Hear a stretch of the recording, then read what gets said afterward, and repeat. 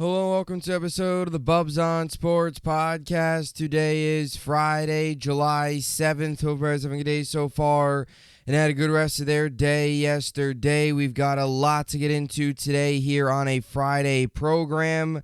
We'll be breaking down the top 5 wide receivers in the NFL and top 5 tight ends in the NFL, along with getting to some Mets later on, because what a series it was for the New York Mets out in Arizona to start up their 6-game West Coast road trip. Obviously, before the All-Star break comes after the Sunday games wrap up, and then you obviously get games starting up again next Friday, shortly thereafter the All-Star break. But what a week it was for the New York Mets. They will open up a 3-game set today in San Diego, fresh off the series sweep of the Arizona Diamondbacks, who are one of the better teams in baseball. They come out of the series still 12 games above 500. So what a series it was for the Mets. The Mets come out of the series only 5 games under 500. They are now only 6.5 back in the wild card. Still a ways back, still a lot more work to do, but definitely a step in the right direction as the Mets find themselves. They have won every game now in July. They are now 5-0 in July after having the atrocious month of June, one of their worst months they've had in a very long time.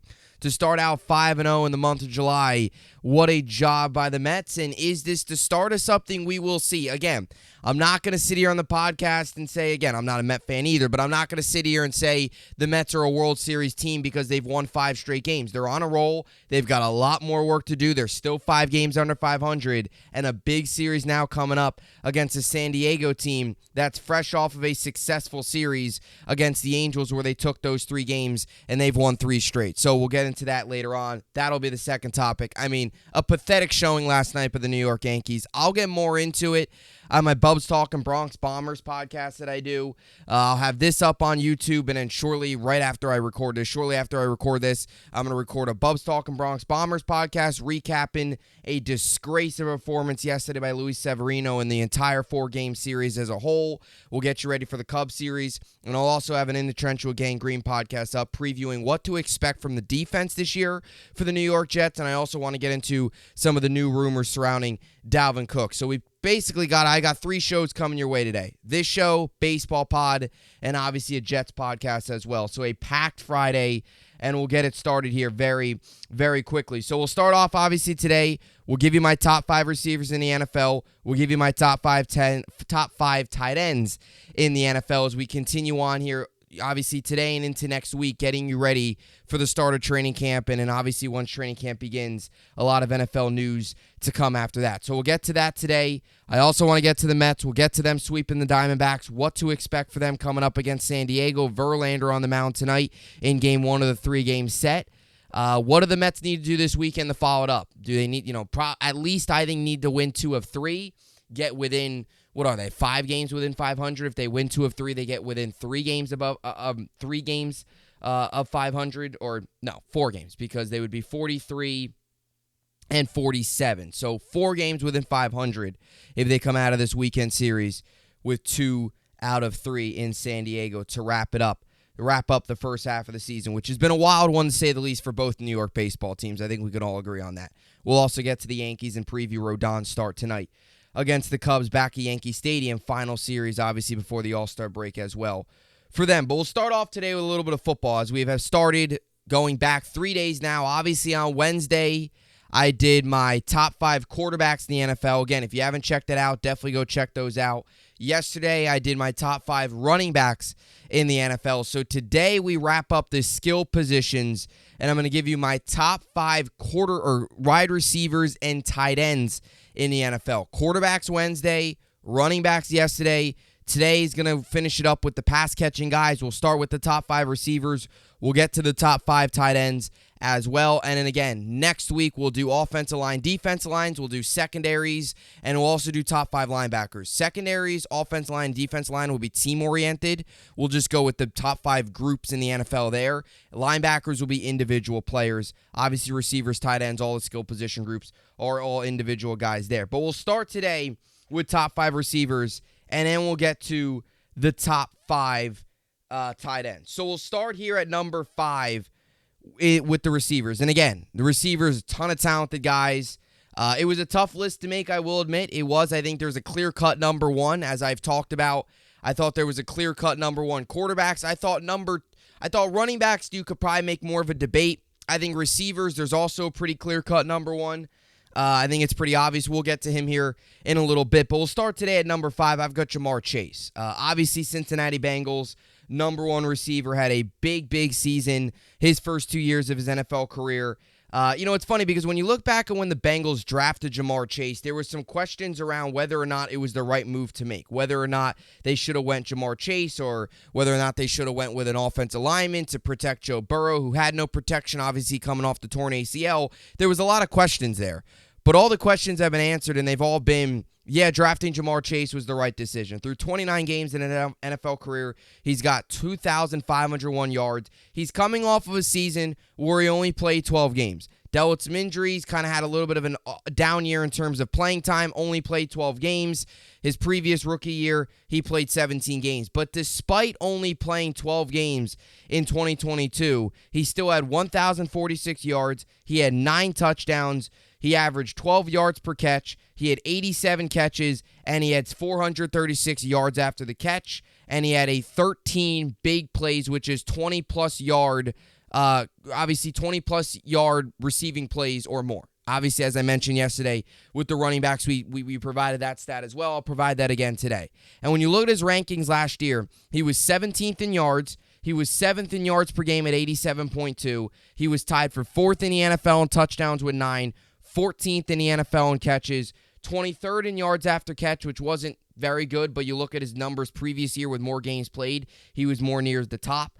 And he had tied for 11th in the NFL in 13 20-plus receiving yard plays. Those were last year's numbers in just 12 games. And that's why I'm putting him at number 5, because those numbers are good for a guy that plays all 17 games. He only played 12, and he still put up 1,000 yards. He still had 9 touchdowns. He was still near the top of the league in some of the primary statistical categories. You look at the numbers going back a year to 2021, where he had 1,455 yards. That was 4th in the NFL. He was 5th in yards per game at 85.6. He was 3rd in touchdowns with 13. He was tied for 19th in catches. Not a huge catch guy. His first 2 seasons combined, he's got 168 catches. 81 in his first year, 87 last year. Not a huge reception guy, but when he gets catches, when he gets targeted, he makes big plays and he gets a good chunk of yards. He had 651 yards after catch in 2021. That was 3rd in the NFL, and he was tied for 4th in 20-plus yard receiving plays with 22 in 2021. When this guy plays the whole season, he's one of the best in football. Despite only playing 12 games last year, some of his numbers were still near the top. I think clear-cut number 5 is Jamar Chase. Number 4 we go to the AFC East now. And again, I talk about Garrett Wilson. There's a good chance we're talking middle of this year, the AFC East having 3 top 5 receivers in football. Garrett Wilson definitely, I think, can enter the category. Number 4 will have Stephon Diggs here.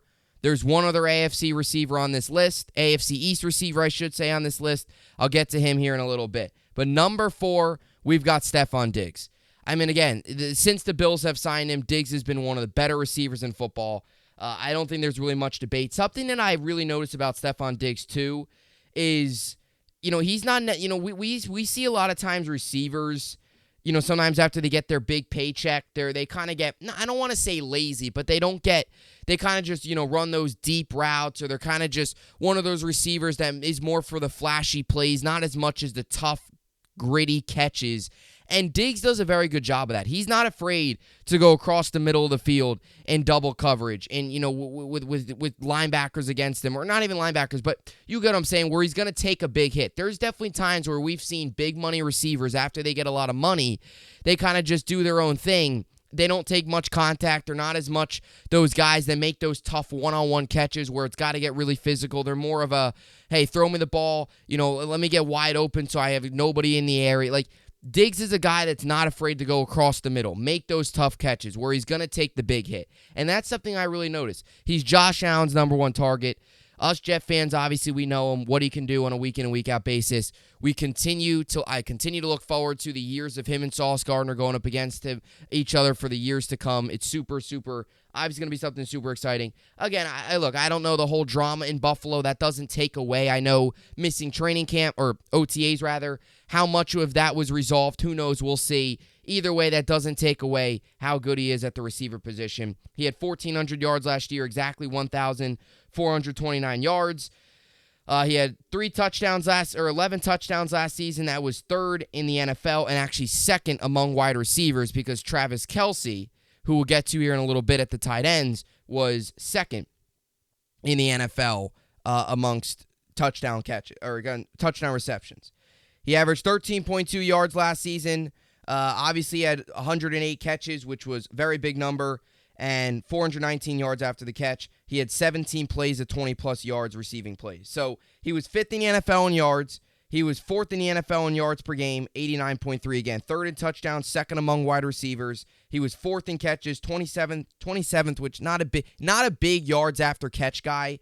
And he had tied for eighth in the NFL in 20-plus receiving yard plays with 17 last year. When you look at the numbers, he's fourth, he's third, he's five. He's right around that top five, top four range. Without a doubt, one of the better receivers in football, number 4, Stephon Diggs. We move on here to number 3, Tyreek Hill. And I know this is going to draw some controversy because a lot of people believe that Tyreek Hill is some people believe he's the best receiver in football. I wouldn't go that far. I think there's definitely an argument to be had. He's number 2. Again, we talk about, the last 2 days I talked about physicality. Like Derrick Henry, by far, if we're talking about most physically imposing running backs, Derrick Henry was number 1. I believe I had him at number 3 yesterday, but he was number 1 if you're talking about physically imposing running backs. If we're talking about physically imposing quarterbacks, Josh Allen's number 1.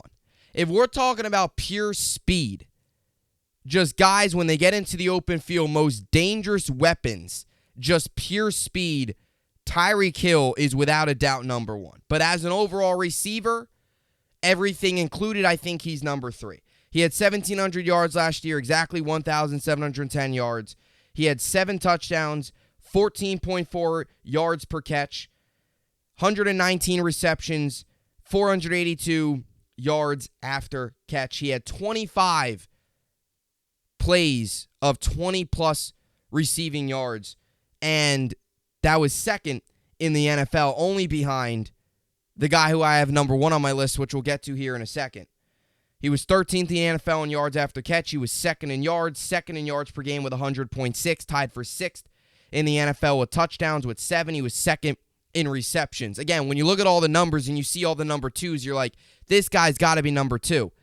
What separates, I think, him and maybe the guy I have at number 2, in my opinion, is I think overall when you're talking about, again, pure speed, Tyreek Hill is there. But in terms of just the ability to catch one-on-one, deep ball, physicality, number 2 is why I have Davante Adams, which we'll get to here in a second. I think that's the small separation between Davante Adams and Tyreek Hill. But again, the pure speed from Tyreek Hill. And you got to give Tyreek Hill a lot of credit, too. I mean, I don't know if I want to say a lot of credit, but that's probably not the right word. But because I know he's got some off-the-field issues, so I don't think that's the right word, probably a lot of credit. But a lot of, I think what you got to give to Tyreek Hill is he's doing this with, average quarterback play in Tua. I don't think Tua is a very good quarterback. I really don't. I don't think he's elite like some people say. Some people think Tua is a top 7, top 6 quarterback in football. I don't believe that. I think he's all right. He's a little bit, he's above average. I think he's probably maybe top 15. I don't think he's that good. I don't think he's top 10, in my opinion. I just don't think Tua is. He's doing all that with Tua. Now, obviously, he did it all those years with Patrick Mahomes, and he proved that both Patrick Mahomes and Tyreek Hill proved that they can be successful without each other. Patrick Mahomes went on to win a Super Bowl. Tyreek Hill went on to still put up 1,700 yards last year. Number 2, Davante Adams, not Jamar Chase. Number 2, I have Davante Adams.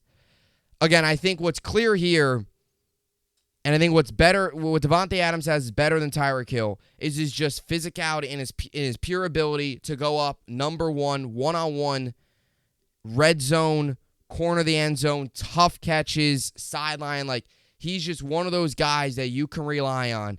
Tossing the ball up late in a game, 3rd and long situation, he's going to go up, even in double coverage, even against one of the better corners in football, he's going to go up and make the play. And I think that's what kind of separates him from Tyreek Hill. A little bit more length, a little bit more physicality, a little bit better one-on-one, deep ball threat, Davante Adams at number 2. And another guy who succeeded at a high level last year despite the dysfunction in Vegas with Josh McDaniels and the whole quarterback situation. He had 1,516 yards last year. That was 3rd in the NFL. He was 5th in yards per game with 89.2. He was 1st in the NFL last year in touchdowns with 14. So it was definitely a guy that got to the end zone a ton last year. And if it wasn't for him, that Raiders team's probably a 4-win team. I mean, there's a really good chance without Davante Adams, that Raiders team's one of the worst teams in football. He was 8th in the NFL with 100 catches. He put up 15 yards per catch, which is something that's very... you talk about 14, 13 yards per catch, 12 yards, all good. You put up 15, 16 yards per catch consistently, very interesting stat to look at and something that's definitely got to be noted when you're talking about Davante Adams. He had 493 yards after the catch. That was tied for 11th in the NFL. 24 plays at 20-plus yards. That was tied for 3rd in the NFL. Davante Adams, what he does one-on-one, his pure ability, his hands. I mean, he very rarely drops. I mean, he's just all around just a very, very good receiver. And there's not many holes in his game. And again, a quarterback having confidence to just throw up the ball in a big spot one-on-one against a really good corner and to be able to come away with most of those balls is something that Davante Adams does. So that's, to me, what separates Davante Adams a little bit over Tyreek Hill. Not by much. And I could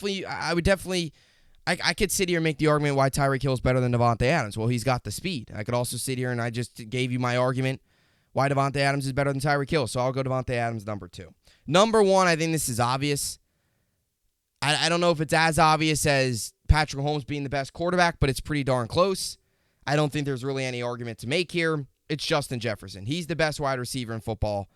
I'll just give you the numbers. I really don't have to go into the in-depth why he's the best.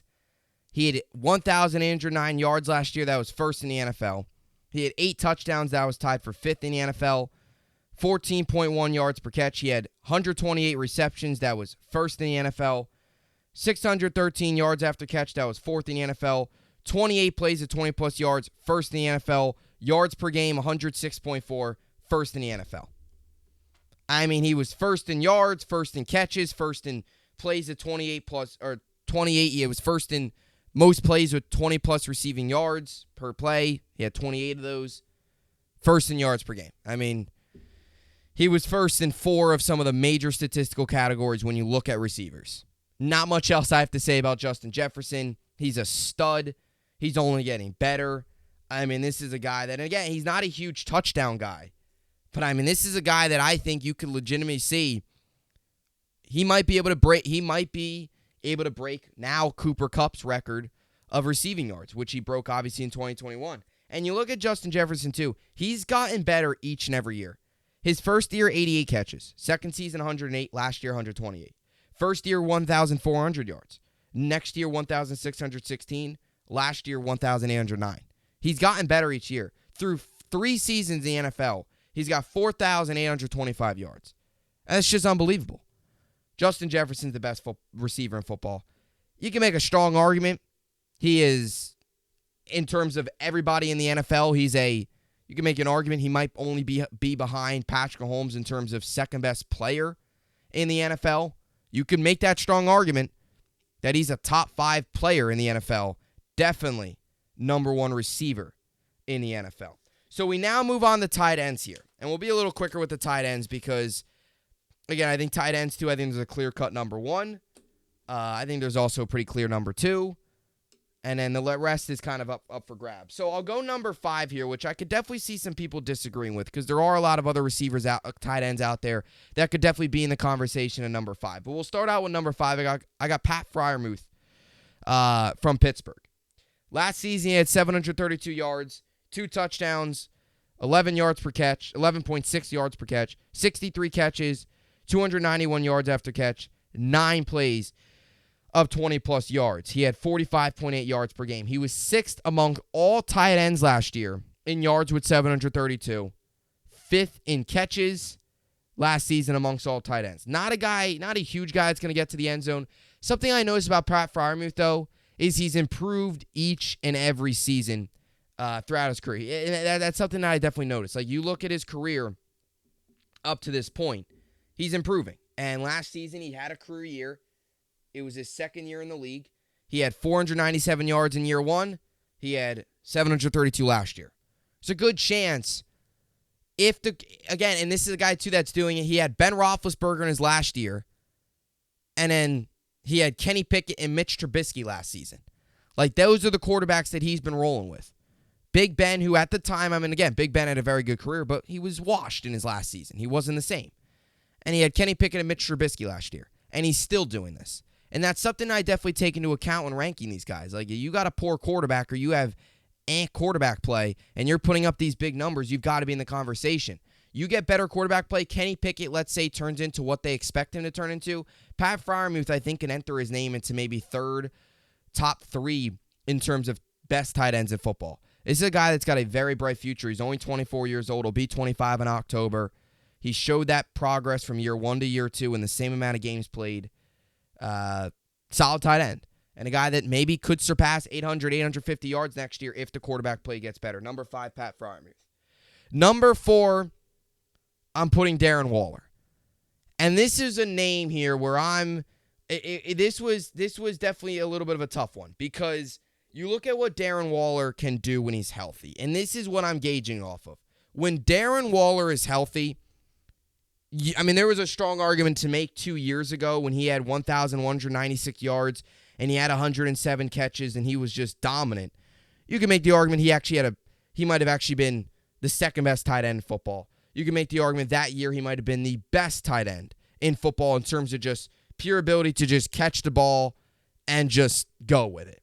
He was so consistent, so reliable. That's exactly what you want. He's with the Giants now.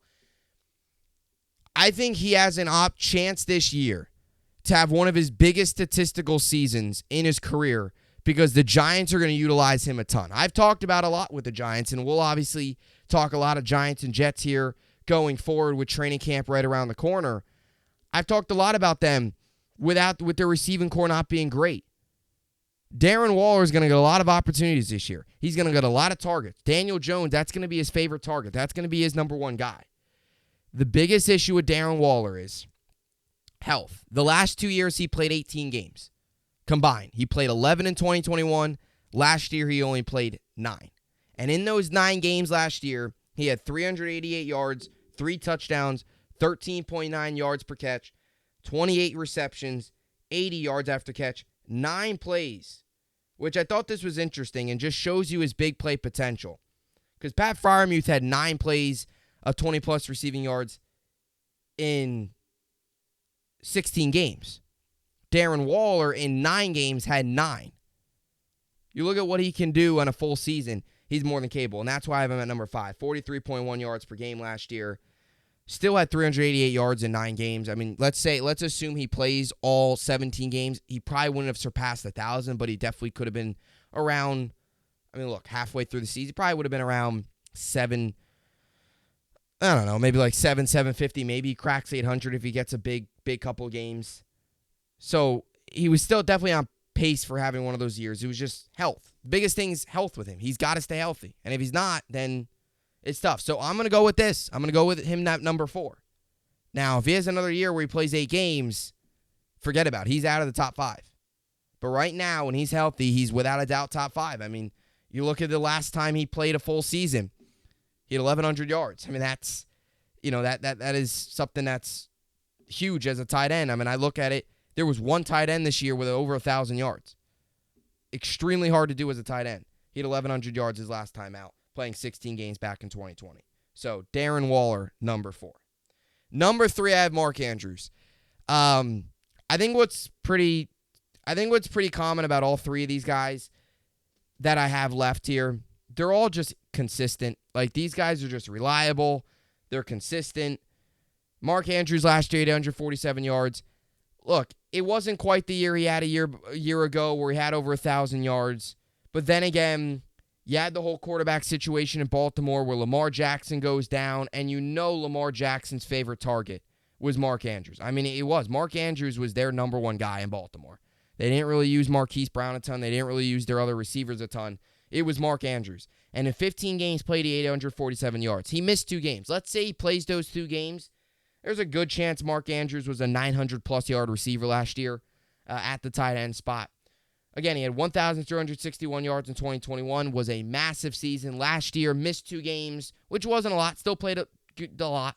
But still, could have been, still had 847-plus yards, even though he missed 2 games, and he had the whole quarterback spot situation. Lamar got hurt. Tyler Huntley came in. I think they had their third string play a little bit. I forget that guy's name. Brown something. Was it Anthony? I forget who it was.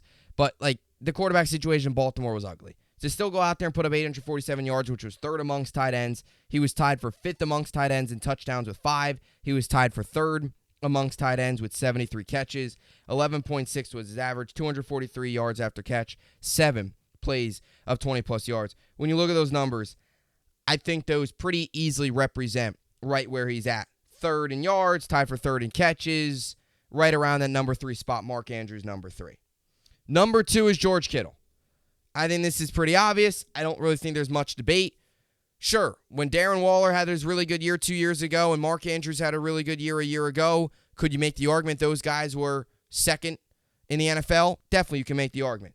Kittle, at times the injuries have been a little bit of a concern, no doubt. Obviously, going back 2 years ago where he only played 8 games. But when this guy's healthy, when this guy's right, he's, there was a couple years ago where you could make the debate that he was better than Travis Kelce. The year where he only played 8 games and had 634 yards in those 8 games, he was on his way to having a huge 1,000-plus yard season, which would have been his 3rd straight in his NFL career. You go back to 2021 where he missed 3 games, he still had 910 yards. So this is a guy that very easily could have had 4 1,000-yard seasons straight. Last year, put up 765 yards. What separates Kelce amongst the rest of them in terms of Mark Andrews, Darren Waller, Pat Freiermuth is just his big play potential. I mean, this is a guy that can put a team. And look, spoiler alert, Travis Kelce's number 1. Okay, so I'll just put him in this conversation as well. What separates these 2 guys amongst the rest of the tight ends is their big play potential. These guys can take a team and carry them. There's not many tight ends out there that can do that. These guys can take a team, be a quarterback's best friend, and just dominate. And just not relying on a number 1 receiver. When you look at the Chiefs last year, they didn't have a number 1 receiver. The Niners, it's Kittle. Right? Obviously, they've got Deebo Samuel, who is just a Swiss Army knife, can do basically anything you want him to do. And they've got CMC. They've got weapons all over the place. We all know that's why they were in the NFC Championship game last year. But when these guys, you even look at the open field plays where they're just knocking guys off their body and they're breaking tackles and the explosiveness. It's fun to watch. It's not something you get in many of these tight ends. And that's just, to me, what separates. Again, maybe a year or 2 ago, there was a conversation had about Waller or Mark Andrews. But now I think it's pretty obvious. Kelce and Kittle have really kind of separated themselves amongst the rest of the tight ends. They're more like a receiver tight end type guy where they're just so explosive. I don't even know if you can really consider them tight ends. Kittle had 765 yards last year. That was 5th in the NFL. Or 5th amongst tight ends, rather. 51 yards per game. He had 11 touchdowns, which was 2nd amongst tight ends and 3rd in the NFL. 60 catches, which was 6th amongst tight ends. He had 12 big plays, which was tied for 8th amongst, I believe it was tied for 12th amongst all NFL receivers, was 2nd amongst tight ends, only behind Travis Kelce. So again, look at the numbers. 2nd amongst tight ends in touchdowns, 3rd in the NFL in touchdowns. 2nd, or tied for 12th in the NFL in big plays, which was 20-plus yard receiving plays. 2nd amongst tight ends. You look at those numbers, again, those explosive plays, those big plays, that's what separates Kelce and Kittle. And number 1, Travis Kelce. Looking at the numbers here, my section of my paper here is all loaded with numbers because I got the rankings and stuff. So Kelce last season had 1,338 yards. That was 8th in the NFL, 1st amongst tight ends. Yards per game was 78.7. That was tied for 11th in the NFL, first amongst tight ends. Touchdowns, he had 12. That was second in the NFL, first amongst tight ends. 12.2 yards per catch, 110 catches, third in the NFL, first amongst tight ends. 648 yards after catch, that was third in the NFL, first amongst tight ends. 19 plays of 19 big plays, which are obviously 20-plus receiving yard plays. That was tied for sixth in the NFL, first amongst tight ends. So he was first amongst tight end in yards, touchdowns, yards per game, receptions, yards after catch, big plays. There really isn't another stat out there that you can prove why Kelce is not. There's so many other stats, but just those stats prove to you. There's no argument for anybody else to be better than Kelce. Kelce is the best tight end in football. And to be honest with you, you honestly could put him in the conversation to be one of the best receivers. He basically is. The numbers this guy puts up, you don't see tight ends rolling out of bed putting up 1,300 yards a year. You just don't. Kelce does that. He'll go down as one of the best. So again, top 5 tight ends. Number 5, Pat Freiermuth. Number 4, Darren Waller. Number 3, Mark Andrews. Number 2, George Kittle. And obviously rounding out the list, number 1, Travis Kelce. Let me know in the comments down below what are your thoughts on this list. Hit me up on Twitter at Bubbs52. Either providing your own list. Do you agree, disagree? I'll tell you what probably most people would disagree with. It's probably the Tyreek Hill, Devontae Adams. Most people think Tyreek Hill is number 2. I don't. I think Devontae Adams is a little bit more complete and better. So I'll go Devontae Adams there. But obviously we'll definitely love hearing all your opinions. I also want to know your thoughts on the tight ends. Because I know there's some people out there that maybe think like TJ Hawkinson, Kyle Pitts. Kyle Pitts, to me, is right on the outside looking in. He only played 10 games last year, wasn't a big performer in those 10 games. That had a big regression from year 1 to year 2. That's what separates me from Pat Freiermuth. Like, Pat Freiermuth got better. Kyle Pitts, again, extreme athleticism. When we're talking about athleticism, Kyle Pitts might be one of the most athletic players in football. Like, that's just true. So, but again, talking overall tight ends here, Freiermuth, I think got better, and Kyle Pitts only played 10 games. I know the quarterback situation there, but the quarterback situation wasn't very good in Pittsburgh either. There's definitely an argument to be had there. I know some people will argue, again, Hawkinson, people will argue Pitts should be number 5, number 4. Some people don't even think Darren Waller should be in the consideration, considering the last 2 years have been ugly with injuries in terms of only 18 games the last 2 seasons, which is not what you want. But that's my list. Top 5 tight ends, top 5 receivers. Again, next week we'll get into the top we'll get into the top 5 offensive line, defensive lines. We'll get into the safeties. We'll move more into, we'll finish out the offense, then we'll move more into the defensive side of the football. Get you top 5 secondaries, which I'll tell you what, Jets are going to be number 1 on my list. I don't think there's much of an argument there. I think it's pretty obvious. I don't even think that's a biased take. I think that's just the Jets have one of the best secondaries in football. So we'll definitely get some of that as well. Alrighty, so now we move on here to a little bit of baseball to close out the week, to close out the Friday pod, get you ready for the weekend. And if you're a Mets fan today, we've gone on this podcast so much over this season where I come on here and say, if you're a Mets fan today, you're getting up, you're angry, you're upset, you're frustrated, you really kind of don't know what to do, don't know what to say.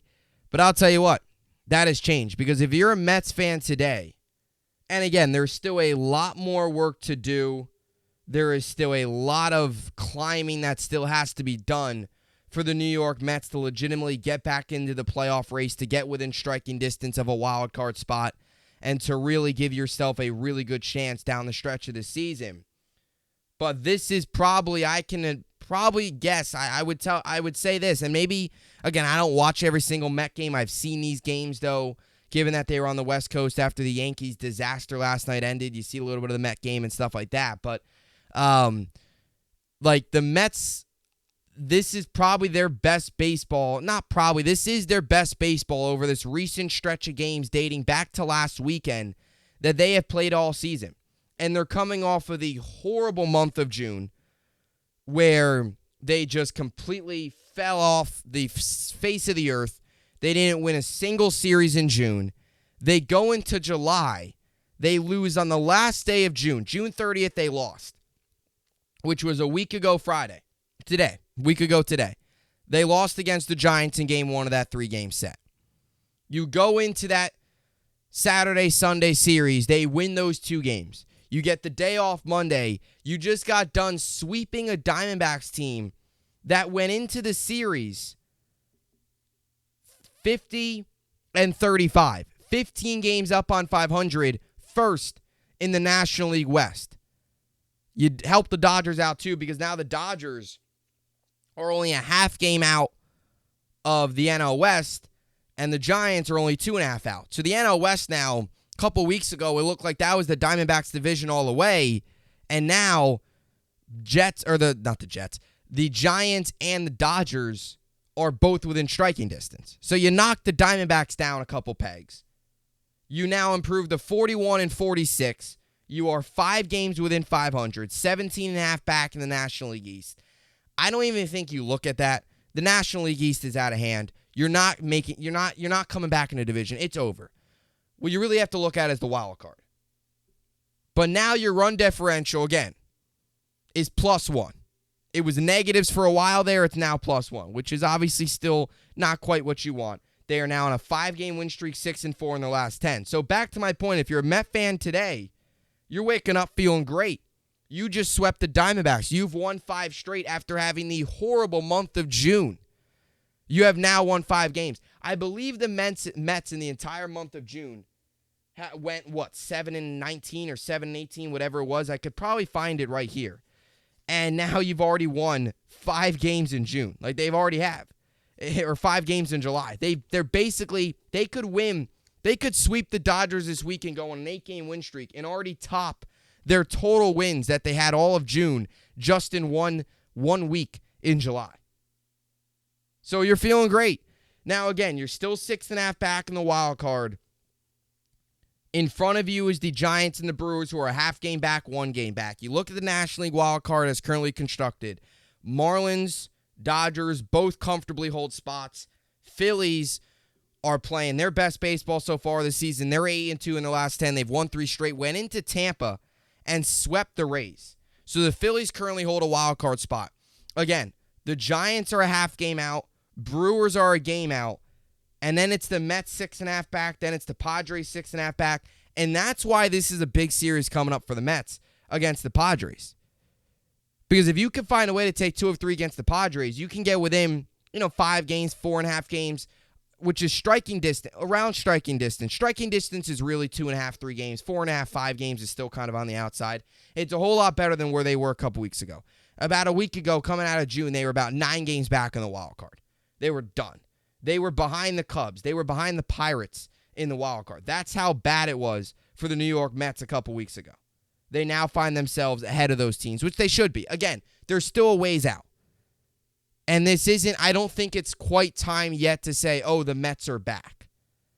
Unfortunately, the All-Star break is coming right around the corner, which might be the worst thing that could happen to this team, because we oftentimes see players peak right before the All-Star break, see teams peak right before the All-Star break, and you don't want to go on break because they're hot. You want to continue to play. You want to continue to roll. You don't want to go on break and come back and try to regain that momentum. So we'll see how all that ends up playing out. Sometimes it affects teams, sometimes it doesn't. But the bottom line is this. Again, I'm not going to sit here and say the Mets are going to make the playoffs all of a sudden just because they swept games against the Diamondbacks. They've got a lot more work to do, and they still need a lot of help.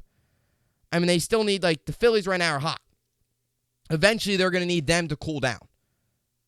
Eventually you're going to need the Giants and the Brewers, those teams, to kind of fall off a little bit, because those are still the teams ahead of them. You've still got about 3 teams ahead of you. So you've still got a lot of work to do. But it's definitely a start. And has there a page that's been turned? I don't know. What was it? Is it just they're playing better? Is this just a hot streak, and this is just going to be a blip on the radar when you look at the whole season as a whole? I'll tell you what. If they go into San Diego and win 2 of 3, and you come out of this road trip 5-1, where, again, we thought going into the road trip, if you could find a way to just play 500 baseball and keep your head kind of above water for this whole road trip, again, you assume probably lose the series to the Diamondbacks, win the series against the Padres. You're like, okay, that's not horrible. But now you're looking at it, now you kind of want to get greedy as a Met fan and say, hey, take 2 or 3 against San Diego. You've got Verlander on the mound tonight. They'll face you, Darvish, and the Padres. Tomorrow night will be David Peterson versus, I believe it will be Blake Snell on the mound for the Padres. And then Sunday, we'll wrap up the first half of the season. You'll get Scherzer versus Joe Musgrove, who after a really rough start to the year has calmed down a little bit really over the last month. So we'll see what they can do. They've got Darvish, they've got Snell, they've got Musgrove. They got the Padres' 3 best pitchers, but they are coming off of a series in which they scored 19 runs in 3 games. One game won 8-5.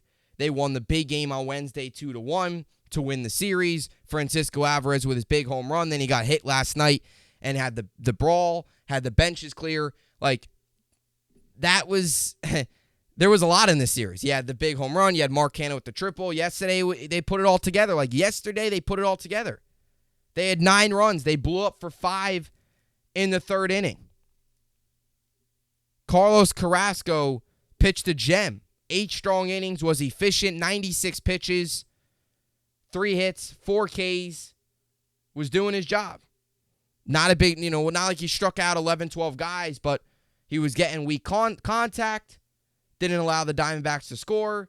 Mets had 17 hits. They put up 9 runs. Lindor probably had his best game of the season, going 5 for 5. He ups the batting average to 233. You need Lindor to get going. Maybe this was the start for something with the lineup as a whole. Pete Alonso last night had a homer. You hope that maybe that can kind of re-jolt him because he's been struggling. Any little sign of life. Francisco Alvarez had another home run last night. He's on fire. I mean, Francisco Alvarez is their future. Why he wasn't called up earlier, why he didn't get consistent playing time earlier, doesn't really make a ton of sense. But a really good series win for the Mets. Again, they've got a lot more work to do. I think there are some people today that are overreacting a little bit. It's allowed, though. You've won 5 straight. They're playing good. This is their best baseball they've played. They put together 3 complete games where, okay, the pitching wasn't great Tuesday. Scherzer wasn't great, but they put up 8 runs. The offense got the job done. They did enough. Again, you had the bullpen scare, but they got the job done. At the end of the day, a win is a win.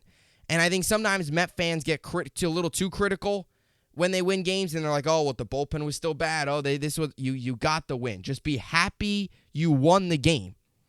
You've been complaining all year about the losses. You win, and you've still got problems. So they win game 1, which was iffy, but they still got again, at the end of the day, a win is a win. Game 2, you come back. You're down to your final strike, and Alvarez hits a homer. Mark Canha hits a triple, which brings in Brett Beatty. And then last night, Carrasco gives you a great outing, who's been had 2 good outings earlier, then struggled, and then last night was good again. Again, that's what Carrasco is. He's inconsistent. He's a bottom of the rotation, inconsistent, high 3, low 4 ERA guy. That's what he is. Not terrible, but that's what he is. And the offense blew it up last night. 9-0 against a very good Diamondbacks team. And I think that's something that's probably the best thing to take away from the series. You you swept a first-place team. It's one thing to take a series against the Giants, right? A team that is borderline wildcard team. They're all right. Not great. But when you take a series against a Diamondbacks team where they've been one of the better teams in baseball this year, and you do it the way they did with a comeback win with an absolute dominant performance last night and another big 8-run special, another big 8-run blow-up, I should say, on Tuesday, it's definitely a very good job. So, again, now you're going to San Diego. You got to keep the bats going. San Diego swept the Angels. They won 3 straight, coming off a day off. I think, again, it's gonna be a really interesting series because you really don't know what to expect from San Diego. Like, you see them dominate Shohei the other day, and then there's nights where they can't hit. So I don't really know what to expect. I don't really know what to expect with them. Padres have been one of those teams this year. They're also 41-46, but this is a big series, though. It is because, again, you might look at this series and say, "Oh, it's the Padres. They're 41-46. They're far out of the wild card like we are." But they're currently they're both the Mets and Padres are both 6.5 back. So you can make some serious ground on the Padres and make some serious ground on this wild card race. And let's say the Padres, I don't know, hypothetically down the road, Padres get hot and you both are fighting for a playoff spot. These games, tiebreaker scenarios can come back to bite you. So this is a big series coming up. Then you got the Dodgers coming out of the All-Star break. So you want to try and take 2 or 3 here because Dodgers coming out of the All-Star break will definitely be tough. So we'll see how it all ends up playing out for the Mets. But 5 straight wins. They're just about to match their win total of all of June. They are now 6-4 in the last 10. They went from not winning a single series in June to winning their first series in July, 2 of 3, and sweeping the Diamondbacks over the past 3 days. So again, tonight, you'll have Verlander, who is 3-4 with a 3.66 ERA on the bump for the Mets. And for the Padres, you'll have Yu Darvish. He's 5-6 with a 4.84 ERA. Again, as for the Yankees, I'll get into this more on my Bubbs Talking Bronx Bombers podcast that I do. We'll break down the Orioles debacle of a series there. But you'll get Rodon on the mound tonight. Hopefully that provides a little bit of life into this team, a little bit of an energy punch, because last night was just another one of those performances that just gets you so just frustrated, annoyed, Sevy, and tonight, Sevy bobblehead night. So I think, and they're selling a Sevy, and I know that's scheduled before the season starts, but they're selling a Sevy bobblehead tonight at Yankee Stadium. I mean, what are we doing here? Severino has been our worst pitcher. He's been worse than Clark Schmidt was earlier in the season. I was looking at it last day. Sevy's made 9 starts this year. 6 of them have been bad. 6 of them have been bad. That's bad. That's really bad. So I'll get into that on my other podcast there, breaking it all down. We'll recap all 4 games. We'll get you ready for the Cubs series. Rodon tonight versus Tyone, who's 2-6 with a 6.93 ERA. I mean, if you can't hit Tyone in his Yankee Stadium return, I'm sorry. That's a problem. Yankees should be able to take 2 or 3 against the Cubs. I mean, you got to find a way. You got to find a way to take 2 or 3. I mean, you can't. You win the first 2 games against the Orioles. All you need to do is win one of the next 2. You have the lead on Wednesday. You blow it. You lose 6-3 after having a lead 3-0. And then you get absolutely hammered last night. Again, IKF pitching, it's great and all, but he's pitching too much. There's been too many of these blowouts this year where the Yankees are just getting crushed. Last night was another example. But don't worry, they put up the 1 run in the bottom of the 9th, which is just pathetic. It's hard to put together quality ABs when the game's over, but there was nothing going last night. It's one of those games where you feel bad for the fans in the stadium that buy tickets, and by the 3rd inning, the game was over. So Rodon will make his Yankee debut at home against former Yankee Jameson Tyone. Probably maybe only 70 pitches for Rodon, 65, 70 pitches, depending on how he's going. Give us 4 or 5 innings. I'd be happy. Let's see what he's worth. He's got to come up big because I don't think any of us imagine Sevy being this bad, and we're going to need Rodon to be that good. So we'll see. So that's coming up tonight. Mets as well. Enjoy your weekend. I will try my best to get a podcast in on Monday. My schedule is kind of tough, so I'll see if I can get one in. Either way, though, I'll definitely have videos up next week, Tuesday, Wednesday, Thursday, all that good stuff, Friday, all that good stuff. So definitely stay tuned for content coming your way throughout the week next week. Sunday, obviously today I'll have my Yankees podcast coming up here in a little bit. We'll record that after this. I'll have my Jets podcast as well. We'll record that probably after I record my Yankees one. So I'll have those 2 up. Obviously, we'll get this up. So you have 3 shows to listen to today. So a lot of content. And then on Sunday, shortly after the conclusion of the final game of the 3-game set against the Cubs, I will recap the Yankees-Cubs 3-game set, get you ready for the All-Star break. I also plan on next week, which I'm sure I'll make more of an announcement on this show next week, doing a full first-half recap, second-half preview for the Yankees. So we'll get to that next week. Also, a lot more Jets content as well, more Giants content as well here coming up on this pod, along with Jets as training camp gets closer. So stay tuned. A lot more content coming your way. Have a very good weekend. Enjoy it. Hopefully, we see a successful weekend for the Yankees. We'll see if the Mets can keep it up as well. Hopefully a successful weekend for New York baseball as a whole going into the All-Star break, giving us fans something to cheer about. And that'll do it. As always, hope you enjoyed it, and thanks for watching.